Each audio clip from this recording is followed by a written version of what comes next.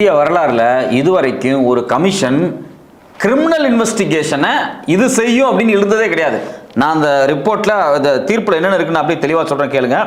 First, இந்த committee form பண்ணும்போதே முன்னாள் குஜராத்தை சார்ந்த நீதிபதி அஜய் ரஸ்தோகி, அதாவது பில்கிஸ் பானு வழக்குல தண்டனை குறைப்புக்கு உத்தரவிட்ட மாபெரும் புண்ணியவான். 2002 மிக கொடூரமாக இஸ்லாமியர் தாக்கி இனப்படுகொலை செய்யப்படும் போது கர்ப்பிணியாக இருந்த பில்கிஸ் பானுவை கற்பழித்து குழந்தையை கொலை பண்ணி ஒரு குழந்தைய மண்டையில கல்லுல அடிச்சு கொன்ன அந்த குரூப்புக்கு பாவம் 14 வருஷம் தண்டனை அனுபவிச்சிட்டாங்க. அவங்களுக்கு தண்டனை கொடுக்கணும் அப்படின்னு தீர்ப்பு கொடுத்த மகான் தான் வந்து இந்த நீதிபதி ஜஸ்டிஸ் அஜய் ரஸ்தோகி.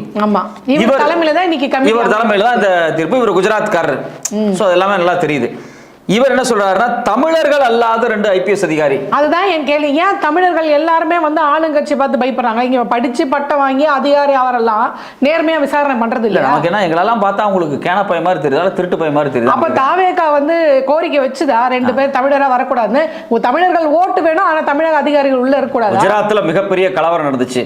விசாரணை ஆணையம் போட்டீங்க, IPS ஆபீசர் விசாரிச்சிருக்காங்க, தனி நீதிபதி கமிஷன் விசாரிச்சிருக்கு. அதுல எனக்கா சொன்னீங்களா குஜராத்தி அல்லாதவன் அதை விசாரிக்கணும் அப்படின்னு? ஏன் தமிழர்கள் மட்டும்? உத்தரப்பிரதேசல பாபர் மசூதி இடிக்கப்பட்டுச்சு, கமிஷன் போட்டீங்க, ப்ராப்பர் CBI இன்வெஸ்டிகேட் பண்ணுச்சு, அன்னைக்கு சொன்னீங்களா?